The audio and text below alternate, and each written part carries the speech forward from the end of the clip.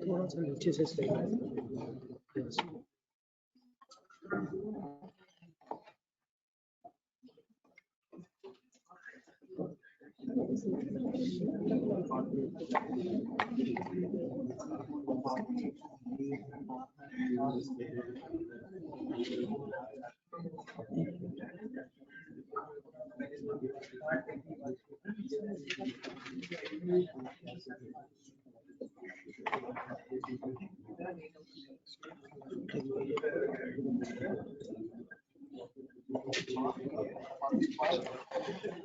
जी जनाब, अस्सलाम वालेकुम once again.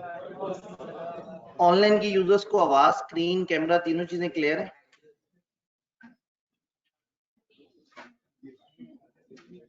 Online users done. कल एक मॉडल हमने शुरू किया था और उसके बीच में आप लोग बहुत दूर निकल गए थे, फिर आपको वापस लेके आया था। हमने कहा था कि यहाँ पे अब हमने step by step approach follow नहीं करनी। ये नहीं करना कि हम पहले इशू डिफाइन करें, फलाना करें फलाना करें। हमने एक एथिकल इशू को कई नजरियों से देख लेना है, एक ही चीज को कई पर्सपेक्टिव से देखना है और फिर उन सारे कंबाइंड पर्सपेक्टिव को मिला के देखना है कि अब जो डिसीजन है वो कैसा है।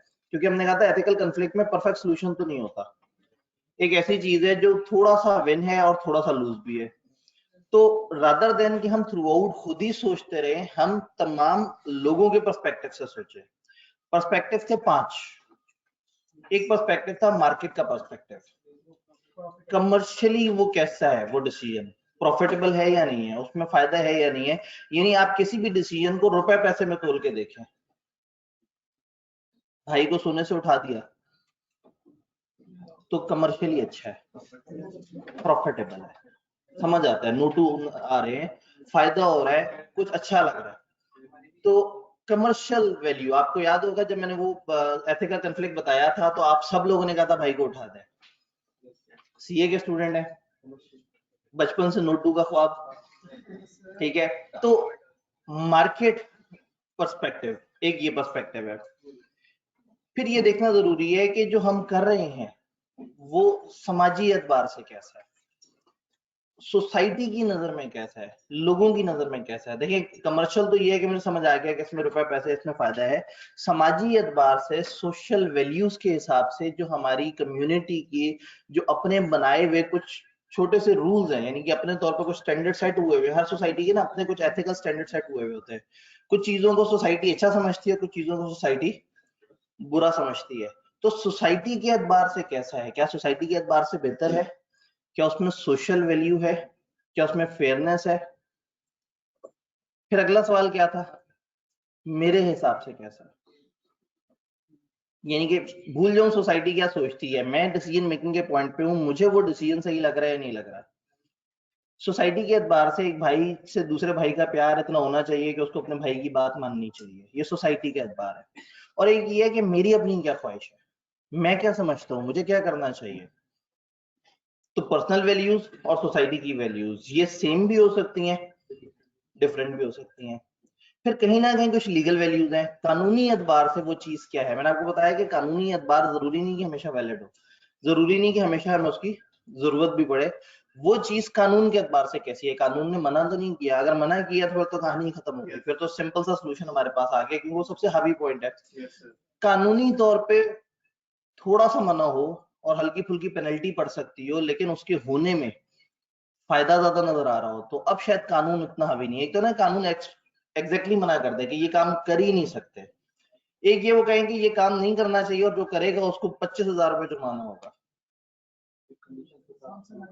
ठीक है, तो अब हम सोच रहे हैं फॉर एग्जांपल आप मोटरवे पे जा रहे हैं, एम्बुलेंस लेके जा रहे हैं, आपके साथ एक बंदा है जो शदीद बीमार है और मतलब वो तकरीबन बिस्तर मर्ग पे है, उसको जल्दी हॉस्पिटल पहुंचा देंगे तो चांसेस हैं कि वो बच जाए।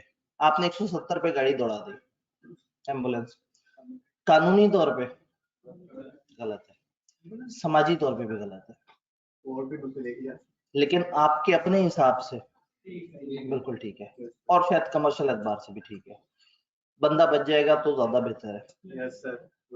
तो अगेन ये काफी सारे एतबार होते हैं जो आप देख रहे होते हैं। कानूनी एतबार अगर सिरे से चीज मना है कानून में और आप सिरे बिल्कुल ही नहीं कर सकते, फिर तो उस पर कोई सेकंड थॉट नहीं। लेकिन अगर कानून आपको कहे कि ऐसा ना करो और उस पर कुछ जुर्माने हो और आप जुर्माने को उसकी कमर्शियल सेंस के साथ मैच करें और ओवरऑल देखें कि ठीक है नुकसान है लेकिन फायदा थोड़ा ज्यादा है। जी रिस्ट्रिक्टेड और प्रोहिबिटेड, जी बिल्कुल, प्रोहिबिटेड और रिस्ट्रिक्टेड वाला काम है कि एक चीज तो सिरे से बैन है, यस सर। और एक चीज ये है कि अगर करेंगे तो कुछ सजा होगी और करने के फायदे ज्यादा हैं, नुकसान कम है।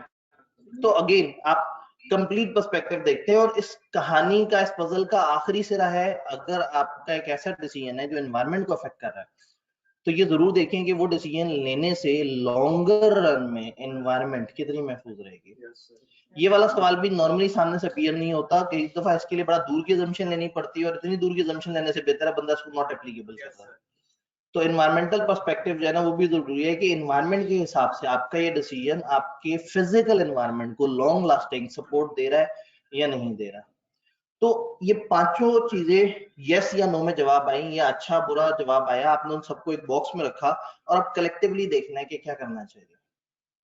किसी भी चीज को सही या गलत के तराजू में तोलने के लिए दो बेंचमार्क्स हैं, एक को हम कहते हैं रूल एथिक, एक को हम कहते हैं यूटिलिटेरियनिज्म। रूल एथिक्स का मतलब है कवानीन के मुताबिक, रूल्स के मुताबिक, जो लिखी हुई बातें हैं उसके मुताबिक, स्टेटेड पॉलिसी के मुताबिक। और यूटिलिटेरियनिज्म ओवरऑल यूटिलिटी, अल्टीमेटली इस डिसीजन से एंड क्या होगा, एंड पे कुछ का नुकसान कुछ का फायदा, लेकिन ज्यादा का फायदा कम का नुकसान, तो कलेक्टिवली अगर ज्यादा फायदा है तो फिर आप उस तरह से सोचते हैं। हमने कल बहुत सारी एग्जांपल्स देखी थी, जैसे दहशतगर्द वाली एग्जांपल या इस तरह से करके।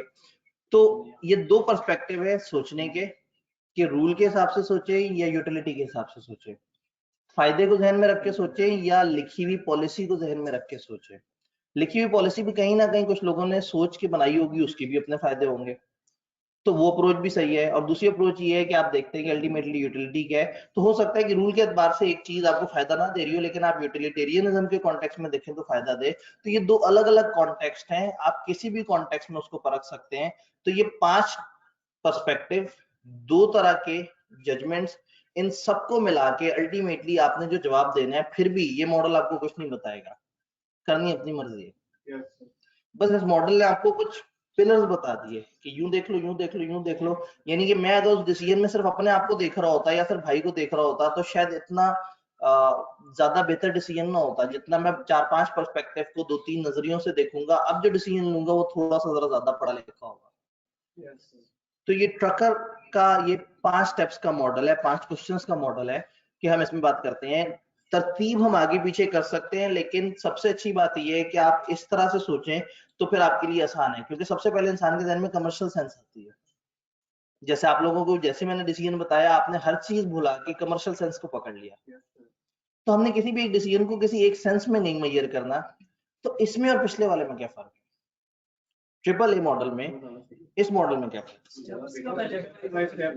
उसमें मैं ही था, मैं ही एक प्रॉब्लम पकड़ता था और मैं उस प्रॉब्लम को समाज के हिसाब से डिफाइन करता था, उसके सॉल्यूशन पकड़ता था। यानी प्रॉब्लम मैं अपनी नजरिए से आइडेंटिफाई करता था, फिर समाज के हिसाब से उसको देखता था कि वो प्रॉब्लम समाजी एतबार से कैसी है, फिर मैं सॉल्यूशन सोचता था और समाजी एतबार से परखता था। तो टेक्निकली 2 पर्सपेक्टिव थे, मेरा पर्सपेक्टिव और समाज का पर्सपेक्टिव।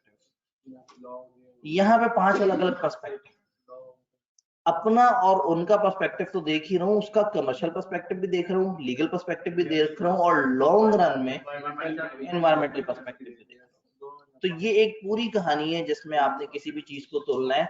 जाहिर है हम एग्जांपल के साथ देखते रहे, एग्जांपल के साथ बात समझ भी आती है, लेकिन असल प्रैक्टिस तब होती है जब आपके सामने एक केस स्टडी हो, आप उसको देखें, उस तरह से सोचें, जहन में एक जवाब बिल्ड करें, फिर उसका सोल्यूशन देखें, तो आपको थोड़ा सा आइडिया होता है। तो जो क्वेश्चन बैंक है वो इन एथिक्स के मॉडल से भरा पड़ा है, उसमें काफी सारे सवाल हैं जिससे एक अच्छी सफिशिएंट प्रैक्टिस हो जाती है। और मैंने आपको बताया था कि हम 2 वीडियोस जो है ना, एक केस स्टडी उठाऊंगा, एक ही केस स्टडी, दोनों अलग अलग मॉडल्स पे उसको परख के, ताकि आपको समझ आ जाए कि हमने किस किस तरीके से उसको वो करना होता है। हम काफी सारी एग्जांपल्स तो देख ही रहे थे, तो 1-2 वीडियोस है वो आपसे शेयर हो जाएंगी, तो उससे थोड़ा सा आपको और हेल्प मिलेगी। अब मुझे बताइए कि ये जो 5 सवाल हैं, ये जो ऊपर 2 लाइनें लिखी हुई हैं, स्टेप बाय स्टेप चलते हैं। सबसे पहले ऊपर लिखा हुआ है कि model is used to identify best possible choice. ये बात समझ आ रही है? Yes sir. कि शेयर होल्डर और अदर स्टेक होल्डर, कल हमने शेयर होल्डर स्टेक होल्डर का फर्क पढ़ा था। स्टेक होल्डर हर वो बंदा जिसका इंटरेस्ट है, सप्लायर, क्रेडिटर, बैंकर, कैंटीन वाला, बुक शॉप वाला, बाहर खड़े हुए सिक्योरिटी गार्ड, गवर्नमेंट जिनको टैक्स जा रहा है, हर वो बंदा जिसका कोई कनेक्शन है इदारे से, वो स्टेक होल्डर है। और शेयर होल्डर स्टेक होल्डर्स में से एक होता है, जिसका हिस्सा होता है उस बिजनेस में, जिसको उसके प्रॉफिट्स में हिस्सा मिल रहा होता है। These questions are to be responded in following order to assess the value shown against each। उन्होंने कहा अगर इस तरतीब में आप चलेंगे ना तो आप ज्यादा बेहतर तरीके से समझ सकेंगे, लेकिन अगेन वही बात है कि आपके नजर में अगर कोई और पर्सपेक्टिव ज्यादा इंपॉर्टेंट है तो आप उसको पहले आंसर कर सकते हैं। और अगेन पेपर में लिखते हुए आपके लिए सबसे आसान है डिफाइन करना। वैसे मजे की बात है कि मार्केट और लीगल वैल्यू सबसे आसान ही होते हैं डिफाइन करना, कि उसकी कमर्शियल सेंस भी फौरन से समझ आ जाती है, और उसकी लीगल चीज सिनेरियो ने नहीं बताई तो आप कह देंगे कि कानूनी तौर पे अलाउड है या नहीं, हम इस चीज को चेक कर लेंगे। ऊपर की दोनों लाइंस क्लियर है? Yes sir. नीचे 5 सवाल है। पहला सवाल स्टेप बाय स्टेप चलते हैं। पहला सवाल, is it profitable? Market value के हिसाब से देखना है जी। क्या सवाल है जी? जो केस स्टडी में इन्वॉल्व है उसके हिसाब से मैं कहता हूं कि कंपनी जो है वो वही बात है कि महुडेंट लेक पे जाके दरख्त काट रही है। अब सवाद में महुडेंट लेक बड़ी हाइट पे है और वहां दरख्त काटने का मतलब है कि वहां का हुस्न खराब हो, लेकिन वहां दरख्त काटने से होगा ये कि उन दरख्तों की लकड़ी से कुछ हट्स बन जाएंगे, और उन हट्स में अगर लोगों को ठंड लग रही है तो वो आके रेस्ट कर सकेंगे, और इस तरह से हो जाएगा। अब जाहिर है वो जब कंपनी वो हट्स बनाएगी तो अल्लाह वास्ते तो नहीं बनाएगी, तो कंपनी अगर दरख्त काटेगी और उसको नीचे से दरख्त नहीं लाने पड़ेंगे और वहीं दरख्त मिल जाएंगे, तो कमर्शियली उस कंपनी के लिए बड़ा वायबल है। यानी इसका मतलब है कि हम ये जो प्रॉफिट वाली सोच है, ये हम उस बंदे के हिसाब से सोचेंगे जो उसकी स्टडी का मरकज है, वो भाई जिसको उठाया जाए या ना उठाया जाए, वो कंपनी जो दरख्त काट रही है उसको मना करें या ना करे, वो कंपनी जो बच्चों से चाइल्ड लेबर करवा रही है, तो जो एथिक्स मतलब में जो मेन सब्जेक्ट है ना, उसके हिसाब से देखेंगे कि वो किस तरह से। उसके एंगल मतलब अगर उठाएगा उसको तो जो सोया हुआ उसका फायदा कमर्शियली, और अगर ये नहीं उठाएगा तो फिर मतलब दोनों के कमर्शियल है ना इस वक्त। यानी इस वक्त अगर आप भाई की एग्जांपल में उठाने वाले के हिसाब से भी सोचें तो भी उसकी नजर में इसका उठाया जाना कमर्शियली अच्छा है। तो कमर्शियली में आपने ये देखना है कि इस डिसीजन लेने से रुपयों पैसों में फायदा होगा या नुकसान होगा। तो ये डिसीजन लेने से अल्टीमेटली किसी का भी फायदा होगा रुपए पैसे में फायदा। ऐसा हो सकता है कि एक का फायदा और एक का नुकसान, तो फिर हम एक्शन लेने वाले के हिसाब से देखेंगे, फिर हम उठाने वाले के हिसाब से, यानी कि जिसके हाथ में डिसीजन है ना कि वो ये करे या ना करे, उसके हिसाब से सोचना है कि वो किस तरह से है। जी इसका आंसर जो है वो हमें मिलते हैं क्वेश्चन इस सवाल का हमें जवाब मिल गया और जवाब लेके हमने एक डब्बे में डाल दिया। लेकिन सर वो डिसीजन मेकिंग में कैसे हेल्प करेगा? वो डिसीजन मेकिंग में कैसे हेल्प करेगा? प्रॉफिटेबल है तो डिसीजन पे हमारा क्या इंपैक्ट है? ठीक है जी, ये ऐसे ही है जैसे आपने एक डिसीजन लेना, आपको समझ नहीं आ रहा हो कि मैं ये कैलकुलेटर खरीदूं या ये माउस खरीदूं। आप 2-2 पर्चियां अपने हाथ में रखें और 5 दोस्तों से कहें कि एक पर्ची उठा लो। 3 के हाथ में कैलकुलेटर की पर्ची निकली और 2 के हाथ में माउस की पर्ची निकली। आपने कहा बस मुझे जवाब मिलेगा। नहीं सर, लेकिन मर्जी फिर अपनी इन्होंने कहा मर्जी फिर भी अपनी है। ये देखने के बाद भी आप कहें कैलकुलेटर जो है ना वो लो वैल्यू आइटम है, माउस हाई वैल्यू आइटम है। अगर 4 कैलकुलेटर निकले होते फिर कैलकुलेटर ले लेता। तो इसका मतलब है कहीं ना कहीं आपकी पर्सनल जजमेंट है, लेकिन जो आप पहले कंफ्यूज थे कि कैलकुलेटर लूं या माउस, आपको कम से कम एक डायरेक्शन मिल गई है, कैलकुलेटर की तरफ चीजें ज्यादा आपको सजेस्ट कर रही हैं। तो आपने उस बॉक्स में 5 जवाब रखे, उस बॉक्स को गौर से देखना है कि उसमें ज्यादा जवाब आपको क्या इशारा दे रहे हैं। जी, डिसीजन की वायबिलिटी से क्या मुराद है, आप भी पूछना चाह रहे हैं? एक हम हमारे क्वेश्चन में दो एक डिसीजन को मतलब कोड कर रहे हैं, 3 एक को कर रहे हैं, ठीक है, यस और नो, तो सर यस की प्रोबेबिलिटी ज्यादा है या नो की प्रोबेबिलिटी ज्यादा है, ये देखना कि ज्यादा कौन सी है। जी देखिए, इस वक्त हमने क्वांटिटी की बात करनी है। स्टेप 1 हमने देखना है कि तादाद में क्या चीज ज्यादा है। 3 सवालों का जवाब ये काम करने की तरफ है और 2 का नहीं, क्योंकि एथिकल कॉन्फ्लिक्ट में या आप वो काम करेंगे या नहीं करेंगे, ये 2 अल्टरनेट्स हैं। हो सकता है कुछ और अल्टरनेट्स आप सोचें, लेकिन ये मॉडल आपको अल्टरनेट नहीं बता रहा। ट्रिपल ए मॉडल क्या कहता था, 10-12 अल्टरनेट सोच लो, उनको परखो, उनमें से बेहतर अल्टरनेट उठा लो।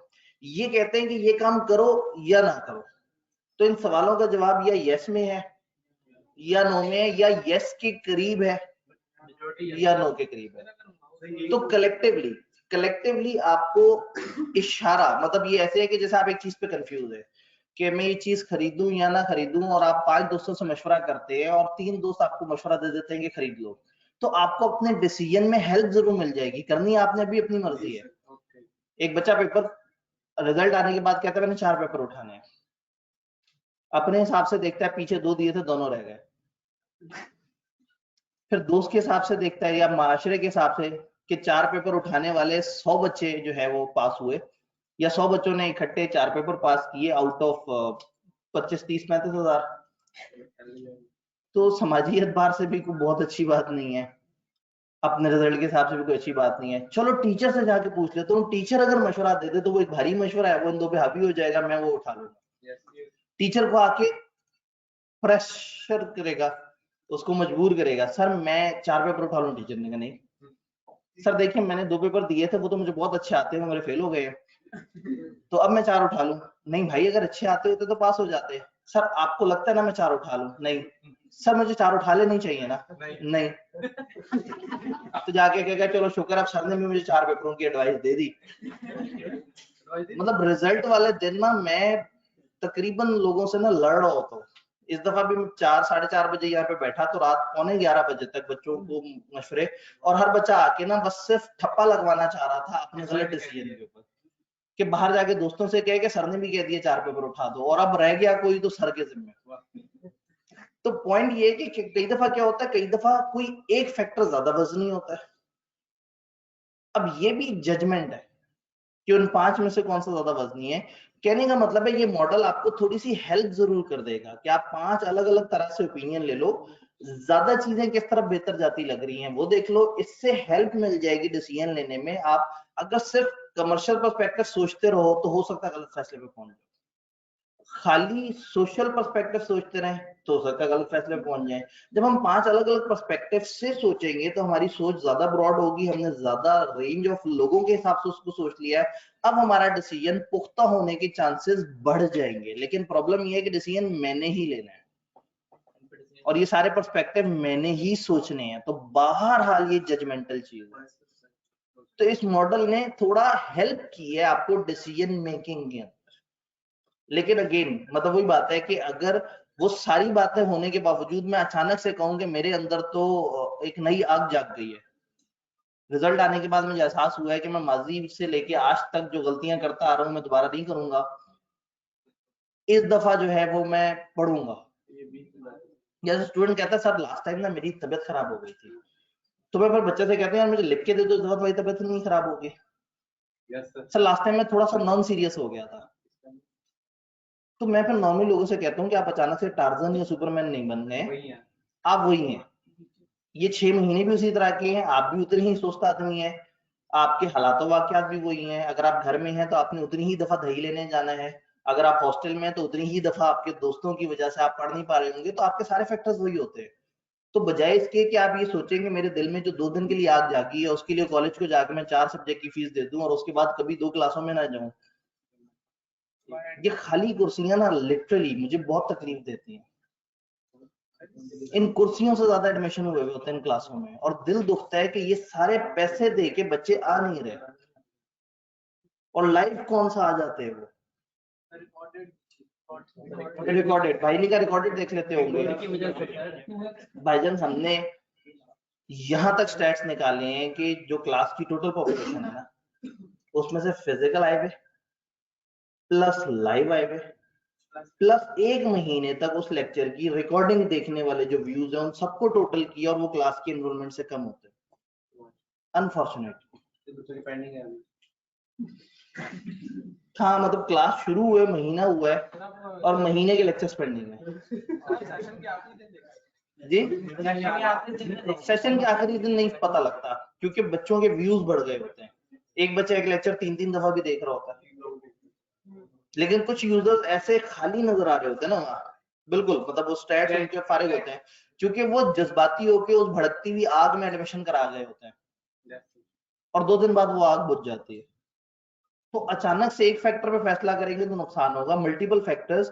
लेकिन प्रॉब्लम ये है कि डिसीजन लेना फिर उसी बंदे ने जो जजमेंटल है। अगर क्या होगा, अगर प्रॉफिट ही नहीं होगा तो उसका क्या फायदा है। कई दफा कुछ चीजें प्रॉफिट के लिए नहीं देखी जाती, कई दफा कुछ चीजें समाजी एतबार से देखी जाती है। भाई हमारी कंपनी डिसाइड करती है कि हम कागज नहीं यूज करेंगे, कागज ना यूज करने से हमें डिफिकल्टी होगी, कुछ खर्चे बढ़ेंगे, लेकिन कागज ना यूज करने से दरख्त नहीं कटेंगे। एनवायरमेंटल वैल्यू बहुत अच्छी है, मतलब मेरा मुल्क बेहतर हो जाएगा, हमें फायदा होगा। तो जरूरी नहीं कि आप हमेशा कमर्शियल चीज देखें। अगर हमने कमर्शियल बात करनी होती तो ये तो हम पढ़ी बिजनेस रहे हैं, हर चैप्टर में कमर्शियल बात हो रही है कि पैसे ज्यादा आएंगे, वैल्यू ज्यादा होगी, ऐसे करो ऐसे करो। अब तो एथिक्स पे आए हैं कि भाई पैसे शैसे सब अपनी जगह, लेकिन एक दफा जरा एथिक्स को भी तो सोच लो जी। यहाँ सर ये प्रॉफिटेबल का हमारा आंसर है यस जी। अब यस हमें किस तरफ लेके जाएगा कि हमें ये काम करना चाहिए कि नहीं करना चाहिए? जी प्रॉफिटेबल का जवाब आ गया यस। तो इन्होंने कहा इस यस का क्या मतलब है? यस का मतलब होता है हाँ। मैं समझ गया, असल में मैं शुगल के तौर पे गया था।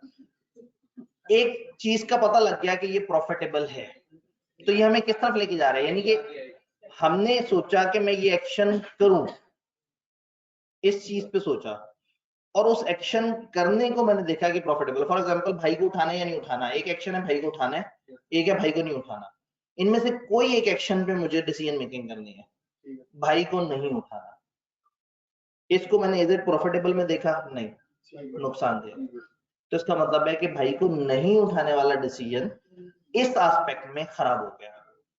और अगर मैं यूं सोच रहा होता कि भाई को उठाना है, तो फिर उसके हिसाब से हम देखते हैं कि यस है या नो है। तो आपने किसी एक मतलब वही बात है कि यार वो काम करना है या नहीं करना है, इसमें वो वाले चक्कर नहीं है कि 12 अल्टरनेटिव उठाओ और हर किसी की समाजी वैल्यू को देख के। तो यहाँ आपने यस और नो में डिसाइड करना है, तो फिर आपको क्लियर होगा। अगेन मैं आपको बता रहा हूँ ये एब्सोल्यूट जवाब नहीं देगा, पेपर में भी एब्सोल्यूट जवाब नहीं देगा। पेपर में भी हो सकता है 3 सवालों के जवाब पॉजिटिव हो, 2 के नेगेटिव हो, तो फिर आप कहेंगे कि क्योंकि ये फलाना फलाना और फलाना पर्सपेक्टिव में अच्छा है तो वी थिंक कि हमें ये डिसीजन ले लेना चाहिए। जी अगेन एम्बुलेंस वाले उसमें प्रॉफिटेबल होगा या नहीं होगा, लॉन्गर रन में बंदा जिंदा रहे तो ये प्रॉफिटेबल बात है, ठीक है। लेकिन एम्बुलेंस वाले डिसीजन में अगर उस वक्त एम्बुलेंस को तेज भगाने का सोच रहे हैं तो शायद ये प्रॉफिटेबल डिसीजन नहीं है, क्योंकि चलान हो सकता है और चलान में रुपए पैसे का नुकसान है। एक घंटा अगर पॉजिटिव आया उसको तो क्या करना कि लीगल एफआईआर का राइट है या फिर उसमें ही खत्म? जी इन्होंने कहा अगर एक सवाल जवाब पॉजिटिव आ गया तो कहानी खत्म नहीं, सवाल 5 है। मैंने वो कहा ना कि एक सवाल पकड़ा डब्बे में डाल दिया, दूसरा सवाल पकड़ा डब्बे में डाला, तीसरा सवाल पकड़ा डब्बे में, एंड पे डब्बे में देखा। हाँ लीगल इज दैट क्वेश्चन कि अगर एब्सोल्युटली मना है फिर तो हम इधर आएंगे ही नहीं ना। ये तो मतलब फिर तो हम कहेंगे कि जी कानून ने बिल्कुल ही मना कर दिया और सिरे से बैन है। एक होता है थोड़ा मना कर दिया और उन्होंने कह दिया देखो अगर कर दिया तो जुर्माना होगा, उसमें फिर हम थोड़ी सी कमर्शियल थॉट पुट कर सकते हैं कि करने में जुर्माना होगा लेकिन लोगों का फायदा होगा, मेरा फायदा होगा। जी ये आपने कहा ना कि प्रॉफिट लेवल पे भी ऐसे भी हो सकता है कि हमारे पास एडवांटेज लेकिन अपने का डिसएडवांटेज। बिल्कुल ऐसे। एथिकल डायलेमा को डील कर रहे हैं तो ये फिर कैसे कर सकते हैं कि हम कर लें एक आध तो नुकसान हो रहा है हमारे को। देखें, एथिकल डायलेमा में कभी हमने ये नहीं कहा कि जो डिसीजन लेंगे उससे सबका फायदा हो। Ethical dilemma is nothing is absolutely right, nothing is absolutely wrong. Whatever the decision, कुछ फायदे हैं, कुछ नुकसान है। ये मॉडल्स एक बात बताने की कोशिश कर रहे हैं कि ज्यादा फायदे और कम नुकसान की तरफ जाओ, तो आप कुछ भी करेंगे तो कुछ तो तकलीफ में आएंगे। एक मूवी के आखिरी 10 मिनट रह गए और एक हीरो और 2 हीरोइन है। यूजर के जज्बात दोनों हीरोइंस के साथ हैं। यूजर तो मतलब जना हीरोइन को पसंद करता है। अब हीरो ने कोई एक डिसीजन लेना है, ऑब्वियसली वो एक डिसीजन लेगा तो दूसरी जितनी मर्जी चमला के मुस्कुरा के दिखा दे कि नहीं जी मैं तो बहुत हैप्पी हूँ, वो तकलीफ में तो है। हर डिसीजन का एक कॉन्सिक्वेंस जरूर होगा। हम ये नहीं कहेंगे कि एक डिसीजन ले लिया और वो परफेक्ट है। अगर परफेक्ट डिसीजन लिया जा सकता होता तो वो डायलेमा ही नहीं था। डायलेमा एक ऐसी अजीब सी कंफ्यूज सिचुएशन को कहते हैं जहां पे आप फंस गए हैं, कुछ करना भी सही है और ना करना भी सही है, कुछ करना गलत भी है, ना करना भी गलत है। तो आप एब्सोल्यूट राइट रॉन्ग पे नहीं पहुंच सकते, आप बेटर राइट या बेटर या लेसर रॉन्ग पे पहुंच सकते हैं। जी पेपर और एग्जांपल कि हम नहीं यूज करेंगे तो हमारी कॉस्ट इंक्रीज होगी, इसके उलट भी तो हो सकता है ना, कॉस्ट कम हो गया प्रॉफिट इंक्रीज है। बहुत अच्छी बात की, हम पेपर यूज नहीं करेंगे, एनवायरमेंट एतबार से भी अच्छा है। और पेपर यूज नहीं करेंगे तो फॉर एग्जांपल कॉलेज आपसे कहे कि जी आपको किताबें हम देते थे, हम ऑनलाइन किताबें देना शुरू कर देंगे, अब आपको सॉफ्ट कॉपी दे देंगे क्योंकि हमें प्यार है दरख्तों से।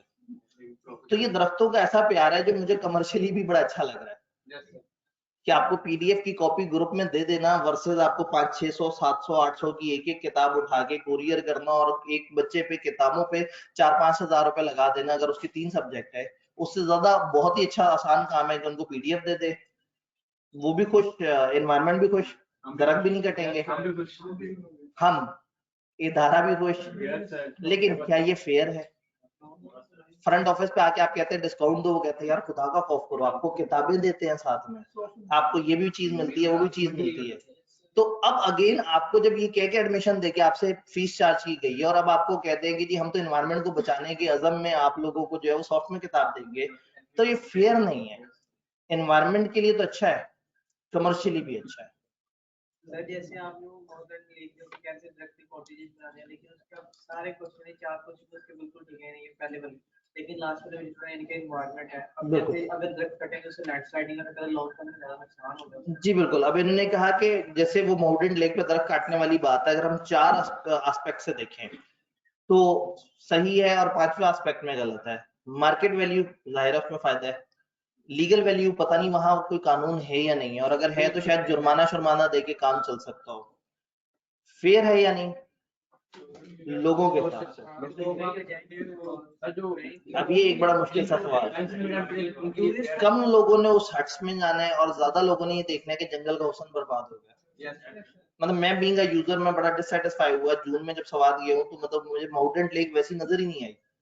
बड़ी खूबसूरत लेक होती थी, उसके साथ बड़ा घना जंगल होता था, तकरीबन उड़ गया। तो user is dissatisfied with that view, लेकिन यूजर टू यूजर भी वेरी करता है। तो समाज को हम एज अ होल देखते हैं कि एज अ होल समाज जो है किन चीजों को देखता है। फिर पर्सनली राइट है या नहीं, उनको लगता है राइट है, क्या भाई ठीक है वो हट्स बना देने चाहिए, वो एक फायदेमंद चीज है और एनवायरनमेंट के हिसाब से। तो अब 2 सवालों का जवाब नो आया, एक का बहुत जोर से नो आया एनवायरनमेंट वाले का, एक का हल्का नो आया, 3 का जवाब यस आया। अभी भी डिसीजन मेकर अपनी जजमेंट की बेस पे उन 2 को ज्यादा भारी फैक्टर कंसिडर करके शायद जवाब की तरफ पहुंच जाए। लेकिन अगर डिसीजन मेकर को किसी ने ये सिखाया ही ना होता कि तुम इतना सोचो, और डिसीजन मेकर ने सिर्फ प्रॉफिट के हिसाब से सोचा होता, तो वो कभी भी अच्छा डिसीजन ना लेता। तो मैं अगेन ये बता रहा हूँ कि ये 5 का जवाब आने के बाद भी एब्सोल्यूट जवाब नहीं मिला।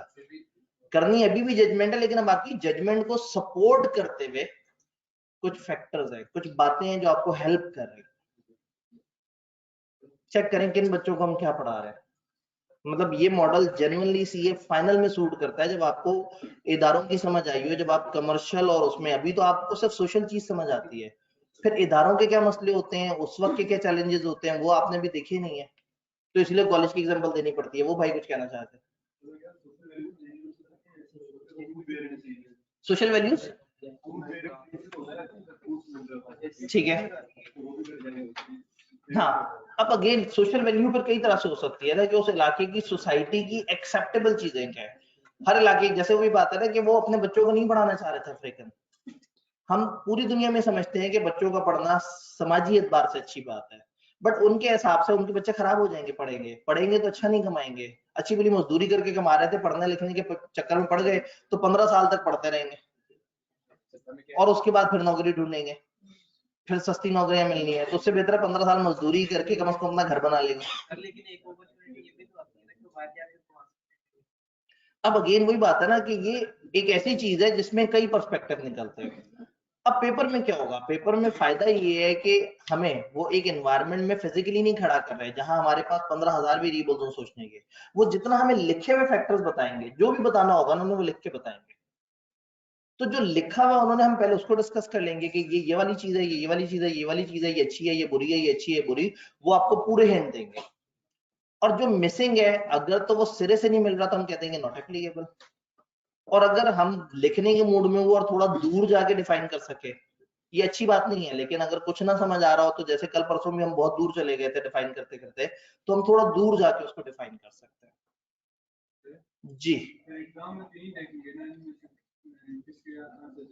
जी, एग्जाम में आपका सेफ ऑप्शन क्या है? अगर आपको आधे से ज्यादा जवाब, यानी कि 3 या 3 से ज्यादा जवाब अगर सही मिल गए उस चीज के, तो द सेफेस्ट गेम इज कि आप कहें क्योंकि ये चीज फलाना फलाना एंड फलाना पर्सपेक्टिव के हिसाब से अच्छी है, देयरफॉर वी थिंक कि इन द गिवन सिचुएशन हमें ये डिसीजन ले लेना चाहिए। क्योंकि आपने उसको लॉजिकली डिबेट में डाल दिया ना। और दूसरा ये है कि जजमेंट पॉइंट ऑफ व्यू से हर बंदा फर्क हो सकता है। अगेन जो सिंपल पर्सपेक्टिव है वो क्या है, यानी मैं आपसे कहूं कि कोई जजमेंट इन्वॉल्व नहीं है, 5 सवाल है, 3 सवालों का जवाब यस आ गया, तो एक कॉमन वो क्या है, इंस्टिंक्ट क्या कहती है कि जिसमें 3 जवाब सही है उस तरफ चले जाना चाहिए। तो जो इसके ऑपोजिट जा रहा है उसको फिर बहस करनी है। आपके 4 सवाल यस आ गए और एक नो आ गया, और आप कहें चूंकि नो इतने बड़े सवाल का जवाब आया है और मैं उस बड़े सवाल का बड़ा फैन हूं, फिर डिफाइन करेंगे मेरे लिए एनवायरनमेंट कितनी अहम है, मेरे बच्चे मर जाएंगे अगर एनवायरनमेंट सही नहीं होगी, ठीक है, आने वाली कौमें तबाह हो जाएंगी, हम अपने आने वाले नस्ल को क्या पाकिस्तान दे रहे हैं, तबाह हुआ उजड़ा हुआ एनवायरनमेंट खराब हुई, ओजोन लेयर तबाह हो रही है, पूरी दुनिया में जो है वो सैलाब आ रहे हैं, सैलाब से करोड़ों लोग मर सकते हैं, तो भाई मैं ये काम नहीं करूंगा। तो अगर आप जो कॉमन इंस्टिंक्ट से हट के जा रहे हैं ना, तो फिर आपकी अंग्रेजी भी बड़ी अच्छी होनी चाहिए और सोच भी बड़ी अच्छी होनी चाहिए। तो आपके जहन में जो सोच आई है उसको कागज के ऊपर फिर उस तरह से लिख सकते हैं, तो फिर वैसे सोचना है। अदरवाइज सेफेस्ट ऑप्शन ये है कि ज्यादा जवाब यस आ गए तो कह देंगे ठीक है सही है, in the absence of any other information, क्योंकि आपको इंफॉर्मेशन इतनी सी देंगे ना, सामने कागज पे लिख देंगे, तो आप in the absence of any other information मेरा डिसीजन कुछ इस तरफ जा रहा है।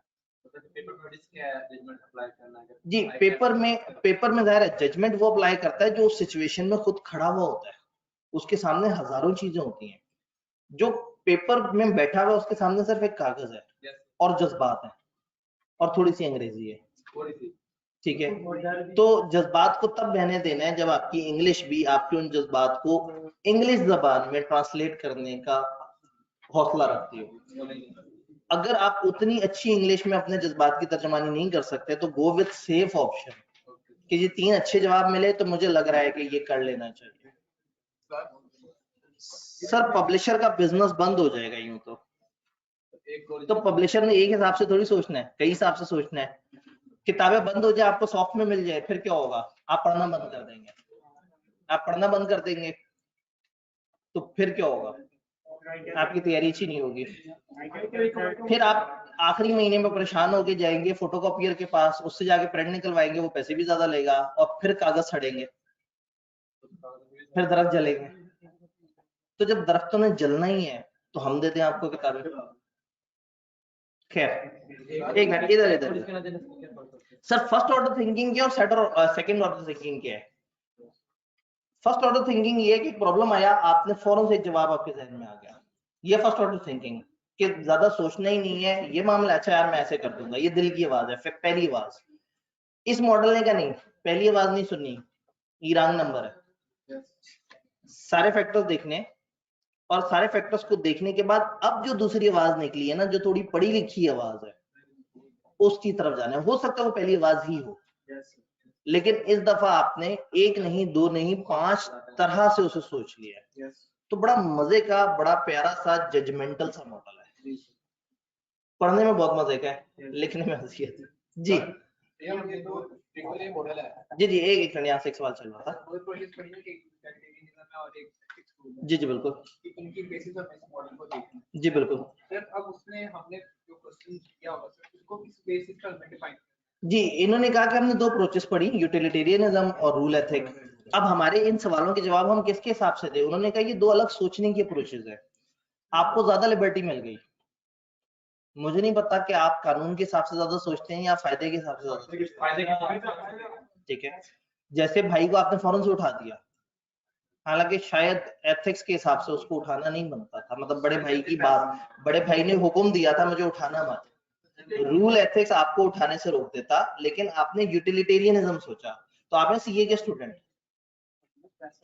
जो पढ़ाई शुरू करने से पहले दरख्त पे लगे हुए नोट देख रहा होता है जिन्होंने नीचे आपके ऊपर गिरना है, डिसीजन लेते हुए आप ये नहीं देखते कि ये मेरे अंदर कितनी तब्दीलियां लेके आएगा, मैं कितना मैच्योर हो जाऊंगा, कितना प्रोफेशनल हो जाऊंगा। आप नोटू के हिसाब से कैलकुलेशन करें। तो अगेन हाँ, अब होता ये कि वो दरख्त गिर जाता है कई दफा नोट के बजाय, तो वो जरा जैसे भाई ने कहा कि दरख्त अगर गिर जाए तो क्या हो। तो पॉइंट ये है कि ये भी आपकी चॉइस है कि आप वैल्यू, ये वैल्यूज है ना, मार्केट वैल्यू, लीगल वैल्यू, फलाना। और अगर आप आगे देखें तो ये वैल्यू जजमेंट, क्या वैल्यू की जजमेंट के बिहाफ पे करेंगे, तो ये 2 अलग नजरिए हैं। आपको एक नजरिए से नहीं समझ आ रहा, दूसरे नजरिए से सोचना। और होगा ये कि 2-3 सवालों की प्रैक्टिस करते करते आपको समझ आ जाएगा कि आपके जहन में हमेशा पहले किस किस्म की वैल्यू आती है। जो मैंने नोट किया है, मुझे लग रहा है कि आप यूटिलिटेरियनिज्म के, यूटिलिटी की जरा ज्यादा हामी है। आप जो है वो जरा ज्यादा पहले देखते हैं कि फायदा ज्यादा किसमें है, फिर देखते हैं कि अच्छा लिखा हुआ क्या है, मतलब क्या करना चाहिए क्या नहीं। तो ये आपकी अपनी मर्जी है। इसका मतलब है कि एक सवाल का जवाब एक तरीके से नहीं समझ आ रहा, दूसरे तरीके से सोच ले। इंतहाई खूबसूरत बात है। अगर आपको बहुत कॉन्फिडेंस है कि आपने बड़ा अच्छा सोचा है, तो लिख दें from utilitarianism point of view market value इसकी बेहतर है। फ्रॉम रूल एथिक ये वाली चीज अच्छी नहीं है, फ्रॉम फलाना ये चीज। तो आप 5 सवालों के जवाब देते हुए अपनी डायमेंशन बताना चाहें तो बता सकते हैं, लेकिन अगर ज्यादा नहीं फंसना तो बस। अब टाइम प्रेशर भी होगा, डिपेंड करता है इसके नंबर कितने हैं। मतलब मैं अगर इसका एक सवाल बनाऊं पेपर में, तो मैं उसके तकरीबन 7 से 9 नंबर रखना चाहूंगा अगर मैं एग्जामिनर हूं। इसलिए मुझे एग्जामिनर नहीं बनाते कि मैं इस तरह की जज्बात रखता हूँ। तो आइडियली मतलब एक केस स्टडी जिसको अच्छी तरह से डील होना चाहिए, वो 6, 7, 8, 9 नंबर, 9 से ऊपर भी हैवी है और 6 से नीचे भी हल्का है। ये ऐसे भी हो सकता है ना कि वो इस तरह से सिनेरियो दिया हुआ है तो जाते ही नॉर्मल अप्रोच के साथ मतलब ना इंटेलिजेंस से आ रहा और ना ही। हाँ बिल्कुल, जरूरी नहीं कि वो आपसे कई यूटिलिटेरियनिज्म पॉइंट ऑफ व्यू से सोचो। ये रूल है, वो कहेगा ये सिचुएशन बताओ, मॉडल लगा दो ट्रकर का, आपकी मर्जी। आपको रूल एथिक्स ज्यादा अच्छी बात लगती है, आप उसी हिसाब से सोचते जाएं, सवालों को यस नो करते जाएं, और एंड पे कहेंगे ज्यादा यस है कम नो है, तो मैं इस तरफ जाने की कोशिश करूंगा। इसीलिए मैं आपसे कह रहा हूं कि जब इस पे एक रिटर्न सवाल के साथ, अभी तो हम हवाई एग्जांपल पे चल रहे हैं, रिटर्न सवाल के साथ एग्जांपल होगी वो आपको समझ आएगी। फिर जब आप लिखी हुई एग्जांपल देखेंगे किताब में और उसका जहन में सोचेंगे और फिर पीछे उसका आंसर देखेंगे, तो थोड़ा और प्रैक्टिस होगी। फिर टेस्ट में आप सवाल देखेंगे, उस पर सोचेंगे, उससे एक और प्रैक्टिस होगी। तो उसके बाद जब आप मुझे मिलेंगे तो आप थोड़े ज्यादा पढ़े लिखे लोग होंगे।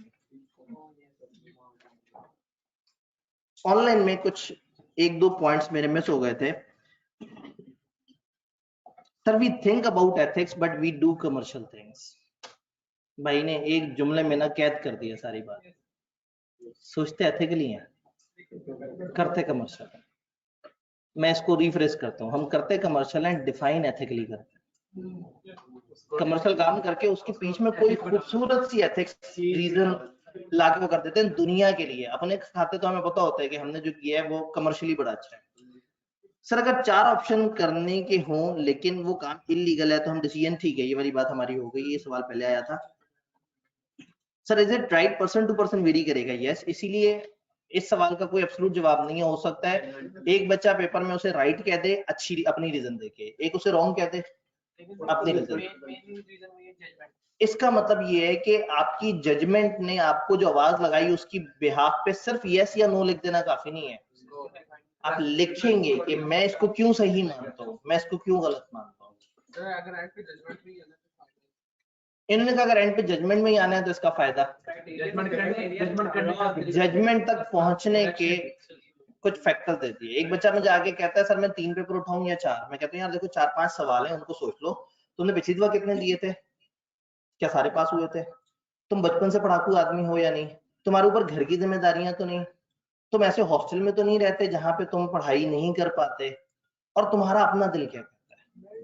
इन सारे फैक्टर्स को मिला के कंसीडर करो, एक जवाब पे पहुंचो। तो वो बच्चा जो पहले सिर्फ अपने दिल की सुन रहा था उसको 4-5 फैक्टर्स मिल गए। उन फैक्टर्स की बेस पे कम से कम अगर वो थोड़ा शऊर रखता है तो चांसेस हैं कि वो थोड़ा बेहतर फैसला कर लेगा। उसके लिए फैसले तक पहुंचना थोड़ा इजी हो जाएगा। फैसला अभी भी उसी बच्चे ने करना है। जैसे मैं आपको बताऊं कि वो बच्चा जिसको आधे घंटे तक मैंने कहा 4 पेपर नहीं उठाने, उसने 4 पेपर की फीस भी जमा करा दी है। कॉन्फिडेंस। और मुझे पता है कि अभी 10 दिन बाद उसी ने आके मिलना है कि सर वो 2 पेपर अगर अभी ड्रॉप कर दूं, सर आते तो बड़े अच्छे, लेकिन मैं सोच रहा हूँ मैं 2 पे ज्यादा फोकस करूं। और आपने भी तो यही कहा था।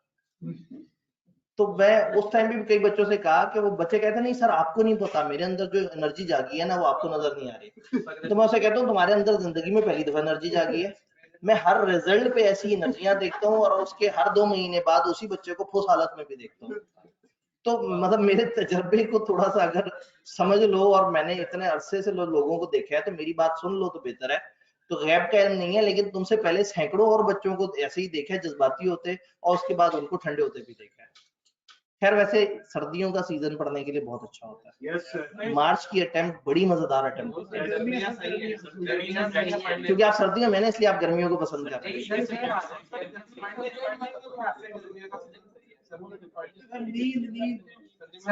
सर्दियों में नींद, कितनी नींद, चल मैंने आपकी जज्बात मजरूह कर दिए। सर कौन सा मॉडल बेस्ट है? अगर इन दो में से कोई एक मॉडल ज्यादा बेस्ट होता है या सबसे बेस्ट होता तो हम बस वही पढ़ते हैं। हम पढ़ रहे हैं कि अलग अलग तरीके की अप्रोचेज है इसको देखने की। सर अगर एम्बुलेंस की हाई स्पीड से एक्सीडेंट हो जाए, यस, उसकी हाई स्पीड समाजी तौर पे बहुत अच्छी चीज नहीं है। सर कल मूवी देखी, ओए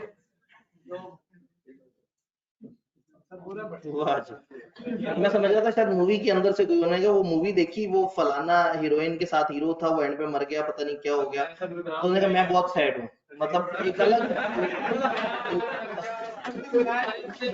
लाइव यूजर जो है ना वो अपने मूड में बैठे होते हैं, क्योंकि छुट्टियां लगाई हुई होती हैं, टीचर को तो सुन नहीं रहे होते। एक मिनट, एक चीज इन बच्चों को नहीं पता,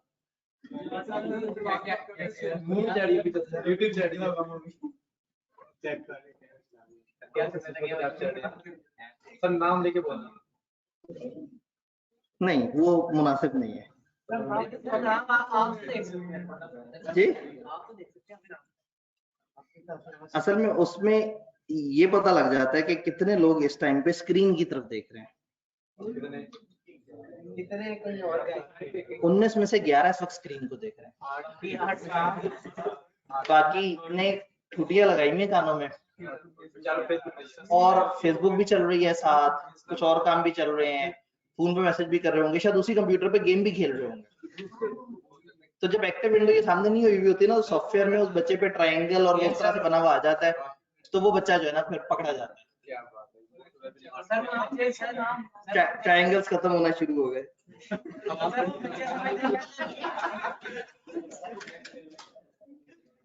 इसका मतलब है सुन रहे हैं कम से कम।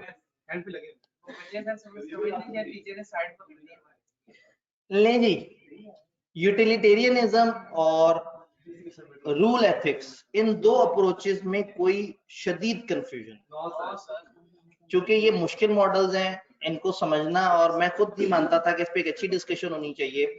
आज मैंने थोड़ा सा सोशल फैक्टर स्टार्ट करने का सोचा था, लेकिन ये है कि अभी देखते हैं कि अगर इसके सवाल ना हुए मजीद तो फिर हम उसको शुरू करेंगे। जी भाई कुछ कह रहे हैं, एक मिनट, भाई कुछ यूटिलिटेरियनिज्म का fourth point, the first question जी, the first question of the model is directed to see the problem in context of utility of the decision before analyzing it on ground rules and ethical principle. उन्हें कि ये जो हमारे 5 सवाल है ना, जो पहला सवाल है वो बेसिकली रूल से हटके यूटिलिटी की तरफ जा रहा है। यानी वो कहना चाह रहे हैं कि जो नीचे वाले 4 सवाल हैं वो जरा ज्यादा रूल एथिक्स की तरफ फोकस्ड है, और जो पहला वाला सवाल है वो यूटिलिटेरियन। तो वो बता ही रहे हैं कि ये वाला सवाल उस कॉन्टेक्स्ट में ज्यादा अच्छा आंसर होगा। आपको हिंट दे दिया कि मार्केट वैल्यू को आपने यूटिलिटी के हिसाब से सोचना है और बाकियों में रूल एथिक्स के हिसाब से सोचेंगे तो जरा बेहतर डिसीजन तक पहुंच जाएंगे। जी, ये जो लिखा हुआ है इंग्लिश में उसमें कोई सवाल? If we look at a problem from perspective of each of 5 boxes on the chart, वो जो चार्ट पे 5 बॉक्सेस थे, वो जो 5 सवाल थे, अगर हम प्रॉब्लम को इन पांचों पर्सपेक्टिव से देखें, we might get some creative alternatives which might not come to mind if only first box is considered. खाली मार्केट को कंसिडर करते तो शायद इतने जवाब ना आते मार्केट वैल्यू को। जब आप और एस्पेक्ट्स को भी देख रहे हैं तो आपके जहन में कुछ और क्रिएटिव से भी आना शुरू हो जाएंगे। फॉर एग्जांपल, आपने मार्केट एस्पेक्ट देखा, बहुत अच्छा लगा, सोशल एस्पेक्ट देखा, बहुत अच्छा लगा, लीगल एस्पेक्ट देखा, अच्छा नहीं लगा क्योंकि वो मना था लेकिन उस पर कुछ जुर्माना था वो 10,000 का। तो अगर आपने मार्केट पर्सपेक्टिव और बाकी पर्सपेक्टिव ना देखे होते तो शायद आप लॉ में मना होने की वजह से छोड़ देते उस फैसले को। लेकिन अब आप एक क्रिएटिव अल्टरनेटिव बीच में से निकाल सकते हैं कि मैं लॉ तोड़ दूं और उसका जुर्माना दे दूं। जो जुर्माना दूंगा वो, और उसके अलावा जो मुझे नुकसान हुआ होगा, ये ऐसे ही है जैसे सैमसंग ने किया था आईफोन के साथ। पेनल्टी बेयर कर ली लेकिन सरवाइव कर लिया। वाइंड अप होने लगे थे लेकिन उससे पहले आईफोन के मॉडल्स को चोरी किया, उनके थीम को कॉपी किया, बहुत हद तक वो चीजें जो कॉपीराइट होती हैं, पेटेंटेड होती हैं, उनके साथ लेके चले, जिसपे एप्पल ने उन पे केस कर दिया। बट जब तक वो केस जीतते तब तक ये मार्केट में इतना इन हो चुके थे कि केस की जो पेनल्टी थी वो पेनल्टी उठा के पे करने के बाद भी आज सैमसंग जो है वो दुनिया की अगेन टॉप 2 कंपनीज में है। जबकि जिस वक्त की मैं बात बता रहा हूँ उस वक्त 1 महीने बाद ये लोग अपनी वाइंडिंग अप का तकरीबन फैसला कर चुके थे। जब स्मार्टफोन नहीं होते थे, जब बटन वाले या सिम्बियंस वो होते थे, सेट होते थे, तो ये उस वक्त की बात है। तो उस वक्त उन्होंने फिर ये सोचा कि ठीक है, we should go illegal. Illegal की कॉस्ट है लेकिन मार्केट वैल्यू उस कॉस्ट से ज्यादा है। तो कभी कभी आप इस तरह से भी चलते हैं कि आप इलीगल की कॉस्ट, मतलब आप इलीगल करते हो, मानते हैं कि मैं बुरा हूं, और खुशी खुशी जुर्माना भी दे देते हैं।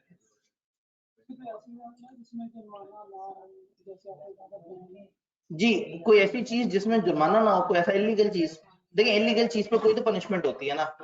कानून आपको नॉर्मली 2 तरह की पनिशमेंट देता है, या जुर्माना होता है या कैद होती है। एक्सट्रीम केसेस में कैद एंड तक भी हो सकती है या सजाए मौत भी हो सकती है, वो भी बहुत ही एक्सट्रीम केस है। जुर्माना देखिए, जैसे अभी मैंने एग्जांपल दी, दूसरे में तो अगर बंदा ही मर जाएगा तो फिर तो कुछ भी नहीं बचना। यानी अगर एक ऐसा जुर्म है जिसके बाद आपको मार दिया जाएगा तो हो सकता है वो बंदा फिर भी यूटिलिटेरियन पॉइंट ऑफ व्यू से सोचे कि मैं मर जाऊंगा। जैसे अक्सर खुदकश वो बमबार उनको तैयार किया जाता है कि ठीक है तुम जाके फट जाओ, और एक तो ये कि तुम्हें जन्नत मिल जाएगी, दूसरा ये कि तुम्हारे घर वालों को उनको 50-1 लाख रुपए दे देंगे। तो वो सोचता है कि पता नहीं लीगल है या नहीं, पता मैं सही कर रहा हूँ या नहीं कर रहा। मौलवी साहब ने कहा है 80% तो मुझे यकीन है, 20% डाउट है, चलो शायद जन्नत मिल जाए ना मिले, चलो वैसे भी दुनिया में रहता तो मैंने कौन से कोई अच्छे अमाल करने थे, चांसेस तो हैं जन्नत मिलने के, और घर वाले भी सुकून में आ जाएंगे। तो वो उधर फटता है, वो भी दोज़ख में चला जाता है, और उधर घर वालों को पैसे भी कोई नहीं देता। ये तो फिर एंड रिजल्ट है ना। तो पता, अगर उसने यूटिलिटेरियनिज्म को पूरा सोचा होता एंड तक तो शायद वो गलत डिसीजन पे ना पहुंचता। तो ये बड़ी मजे का पर्सपेक्टिव है। ये मॉडल आपको सोचने की एक नई दिशा देता है, लेकिन मेरा प्रॉब्लम ये है कि मैं इन ऑडियंस के सामने सोचने की वो दिशाएं ओपन कर रहा हूँ जो है वो ज्यादा सोचने के ऊपर यकीन नहीं रखता। बिजनेस क्या होता है जी, क्या पता बिजनेस का, उसको क्या पता बिजनेस का। पेंडिंग होंगे ना sir, rule ethic rule ethic का 4 पॉइंट बिल्कुल सही कहा उसने, लेक्चर पूरे ही नहीं सुने होंगे। All legally right decisions may not produce social personal values for ethical decision। इसको बताने की कोशिश कर रहे हैं कि जरूरी नहीं कि एक चीज कानूनी तौर पे सही है तो वो हर हवाले से सही है। तो हो सकता है कि कानून, हो सकता है उस मुल्क में कानून हो कि चाइल्ड लेबर नहीं होनी चाहिए, जबकि वो लोग शदीद चाहते हो कि उनके बच्चे जो है वो जाके कुछ कमाए, क्योंकि उनकी गुर्बत इतनी है कि वो 2 वक्त का खाना नहीं खा सकते। तो हो सकता है कानूनी एतबार से एक चीज सही लग रही है, लेकिन समाजी एतबार से या किसी और एतबार से वो चीज सही ना हो। तो ये बेसिकली इन लाइन में बताने की कोशिश की है कि भाई किसी एक फैक्टर पे नहीं रहना, सारे फैक्टर्स को मिला के देखना है, और इन मिला के देखने के बाद डिसीजन तुमने ही लेना है। डन। तो ड्यू केयर के मुताबिक, प्रिंसिपल ऑफ ड्यू केयर याद है, जिस चीज को जितनी तवज्जो देनी जरूरी है। तो ये मॉडल थोड़ा ज्यादा ट्रिकी और ज्यादा जजमेंटल था, हमने उसके ऊपर काफी थोरो डिस्कशन की। अभी तक टोटल 10 से 11 ऐसी एग्जांपल्स हो चुकी होंगी जो बीच बीच में हमने जगह जगह कोट की। उसके अलावा किताब में भी आपको एग्जांपल्स मिलेंगी। तो अब आपको एक तो ये चैप्टर कंप्लीट हुआ, 2 मजीद वीडियोस मिलेंगी, एक ही प्रॉब्लम को 2 मॉडल्स के साथ थोरो डिस्कस किया हुआ होगा, वो वीडियो इंशाल्लाह मिलेगी। और वो कितने कितने मिनट की होगी? एक शायद 18 मिनट की है, एक शायद 10 मिनट की है। असल में देखिए ना, बात ये वन वे है, जो वन वे वीडियो होती है 18 मिनट में हम 1 घंटे जितनी बात कर सकते हैं। उसमें क्रॉस क्वेश्चनिंग नहीं है, बार बार ये नहीं देखना, आवाज का नहीं पूछना, कैमरे का मसला नहीं है, चिप्स का मसला नहीं है, वो मतलब टोटल यूट्यूब पे नहीं, वो आप लोगों के पोर्टल पे अपलोड हो जाएगी। यूट्यूब पे तो वैसे ही बड़ा कुछ पड़ा हुआ है, वो तो आप कभी जब आखिरी महीने में सर्च कीजिएगा तो आपको पूरा MFA मिल जाएगा। यूट्यूब पे वो अलग से वीडियो नहीं पड़ेगी ना, वो एक बड़ी वीडियो के बीच में उसका तस्करा है, तो मैंने वहां से काट के उसको तैयार करके रखा हुआ है कि वो आपको काम की बात मिले। जी, लिंक तब भेजे ना जब वो वीडियो वहां पे पड़ी हुई हो एज कंप्लीट यूनिट। एमयू उस वीडियो में मैं और बातें कर रहा हूँ, आप क्यों देखें? आपको आपका censored version to the point मिले और उस पे वो हो। सर 14 and 6 मिनट, ठीक है जी। एक भाई ने कहा कि सर एक 14 मिनट की और एक 6 मिनट की है। भाई जो है वो, सर आप तो स्मार्ट लग रहे हैं, जिम ज्वाइन कर लें। अच्छा, मैं कैमरे वाले बच्चों को ना टीचर यहाँ तक नजर आता है, पेट नजर नहीं आता, तो जो है ना वो बेचारे समझते हैं कि टीचर जो है ना शायद जरा स्मार्ट हुआ है।